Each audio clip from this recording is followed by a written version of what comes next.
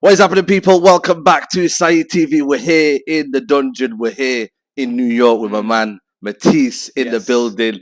It's good to link up. You get me? Big Six royalty in the building. Matisse, what are you saying, man? You good? It's good, bro. It's been a mad trip.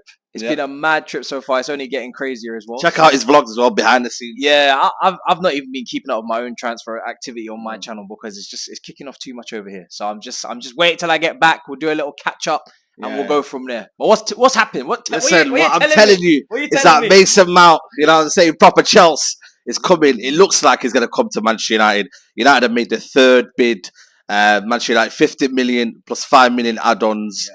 Still, though, Chelsea want 65 or 60. Yeah. 65 plus 5 million add-ons. But it looks like he's getting there. It looks like he's edging closer. But what are you thinking? Are you kind of now a bit more impressed by that bid? What are you saying? Do you know what? To be honest, I always said to you 60. Like on Big Six, on any channel, I was always saying 60, 60, 60. If we can get 60, that's good.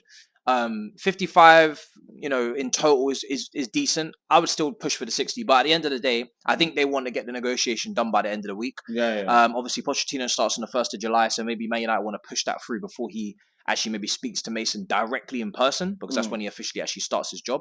But at this point, there's so much coming out about, Mason doesn't want to stay regardless, doesn't want a new contract regardless.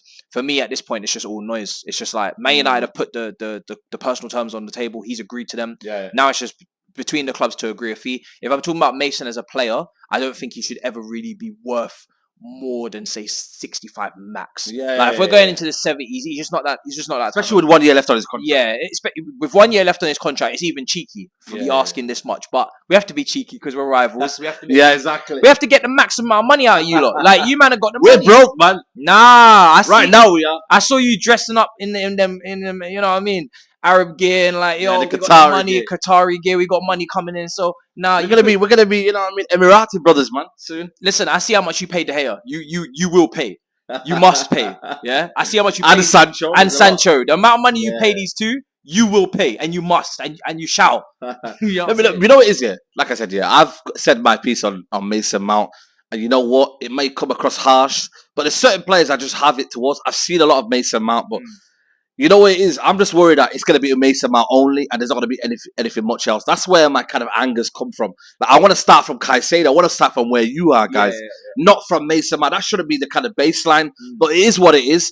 But just give me, summarize what is going to give United if we do sign him.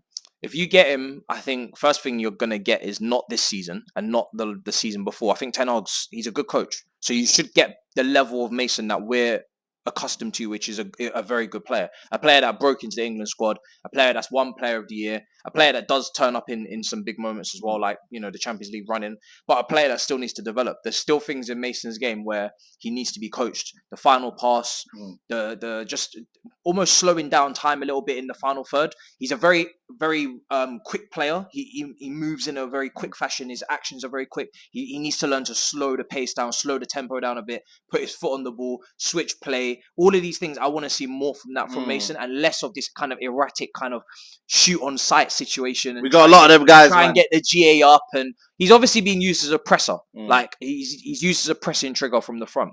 I personally think he could have at one point played a bit deeper, or he could have been molded to be a bit deeper as a midfielder and have a bit more of an all-round game. But the second Player of the Year season, it was very GA centric, very like output. So I'm not. There's different versions of Mason, so I don't know which version you're gonna get, but it's gonna be better than what everybody's seen the last 18 months because he's new challenge, pressure, Old Trafford, new coach, and he's gonna wanna bounce back. Much like Rashford, he's had a lot of criticism. He's had a lot of slander on his name. That's true. Stocks are incredibly low. He's going to want to bounce back from that. And he does work incredibly hard. And he does have the right mentality, in my opinion. So I think he will respond.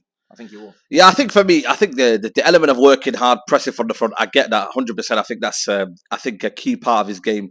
I just look at towards maybe the end product in terms of maybe technical side of the game. Can he live it up? But then again, the way Ten Hag's going on right now, I think maybe it is pressing from the front, transitions. The 1-2 combinations. He is technically sound. He's a very technically solid player. He's not like Gallagher. You see the way I talk about Gallagher. That's proper road runner, workhorse, like technically very, lots of deficiencies. Mason's actually sound technically. You can see it in his game. But confidence and being in and out of the team and, criticism, it might be getting to him. So once he gets back to his level, technically you're going to be like, okay, that's a solid player to have in the team. Do you think it works though with the midfield that we've got right now, or do you still need balance around it? It's not what I would have advised. No, I would have thought that you guys would go for a Caicedo, or you go for or Rice, or you go for someone who slots in alongside Casemiro, and then you play Bruno just ahead of him in the 10, or even Sancho in the 10, because he's not been good on the wing. You got Diallo, Anthony on the one flank. You got Rashford, Sancho, Rashford, and Martial obviously going up front. You got forward options. No Martial. No Martial. Finished. Yeah, done. Finished? Okay, finished. Unless you're ransom bands, then it's all right, finished. But I just thought first phase midfield. You was going after De Jong, someone that's helping in the build up. Press resistant, going past players in the first phase, helping you get out of tight situations and progressing the play. I thought that's the type of midfielder you would have gone for. I can't see a world where Mason Mount is playing alongside Casemiro. That doesn't really make sense to me. But we'll have to see. Well, there you go, man. I'm going to be here. We're sorting out the deal now. We're in our suits. Are you ready for the deal? We're going to negotiate now on the deal? We can negotiate on the 60 that I asked for at the beginning. Well, how about you're not going to get anything? And I'm going to end the video here. People, that's the deal done. Make sure you subscribe to Matisse, Saeed TV, and I'll see you guys. Take care, guys. Bye. Peace.